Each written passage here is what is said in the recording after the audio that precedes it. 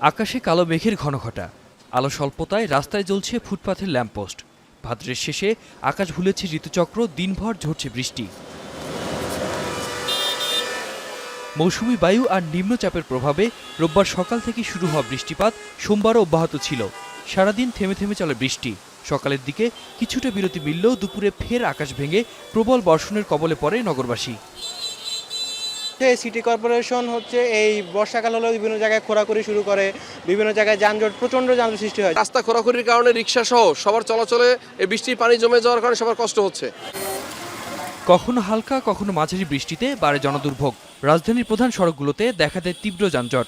সেই সঙ্গে মরার উপর খাড়ারঘা হিসেবে দেখা দেয় খাল খননের কাজে সৃষ্ট কাদা আর জলাবদ্ধতা। এতে সবচেয়ে বেশি দুর্ভোগে পড়েন অফিসগামী মানুষ ও শিক্ষার্থীরা। রিক্সা ভাড়ার বাড়তি চাপে ক্ষোভ তাদের। আমাদের মতো স্টুডেন্ট এখন বাসায় ফিরবো, মনে করেন রিক্সা ভাড়া যেখানে 20 টাকা, সেখানে এখন 100 টাকা 80 টাকা রিক্সা ভাড়া চাচ্ছে। বাস অ্যাভেলেবেল না, যানজট সেই আসলেই ভোগান্তি। এখানে নর্মালি ভাড়া 40 টাকা, সেখানে আমার কাছ থেকে 100 টাকা চাইছে, যেটা আমার পক্ষে দেওয়া আসলে সম্ভব না। এবং বৃষ্টির দিনে এরা প্রতিনিয়ত এরকম করে। কোচিং থেকে স্কুল থেকে যখন আমরা ব্যাক আসি, তো ওই মোমেন্টে দেখা যায় রিক্সা ভাড়া বাড়ায় দিতেছে। আবহাওয়া অফিস বলছে মঙ্গলবার পর্যন্ত ঢাকাসহ 6 বিভাগে ভারী থেকে অতি ভারী বৃষ্টির শঙ্কা রয়েছে। একটানা ভারী বর্ষণে ঢাকা ও চট্টগ্রামে জলাবদ্ধতা তৈরি হতে পারে বলেও জানানো হয়।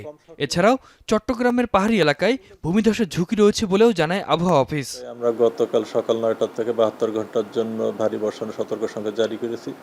এটা রাজশাহী, রংপুর, ঢাকা, ময়মনসিংহ, সিলেট এবং চট্টগ্রাম বিভাগের জন্য ভারী বর্ষণের সতর্কতা সংকেত বলবৎ রয়েছে এবং এই সময় চট্টগ্রাম বিভাগের পাহাড়ি এলাকার কোথাও কোথাও ভূমিধসের সম্ভাবনা রয়েছে। এছাড়া চট্টগ্রাম ও ঢাকা মহানগরীর কোথাও কোথাও অস্থায়ীভাবে জলবদ্ধতা তৈরি হতে পারে এবং বৃষ্টিপাতের যে প্রবণতা দেখা যাচ্ছে, এটা আগামী 17 তারিখের পর থেকে অনেকটা কমে আসবে। তবে এই সময় দেশের উত্তরাঞ্চলে বৃষ্টিপাতের প্রবণতাটা বেশি থাকবে। এদিকে উত্তরাঞ্চলে চলমান ভারী বৃষ্টিপাত আরও কয়েকদিন স্থায়ী হতে পারে বলেও জানান তিনি। আতিক মেজবাহ লগ্ন, এখন ঢাকা।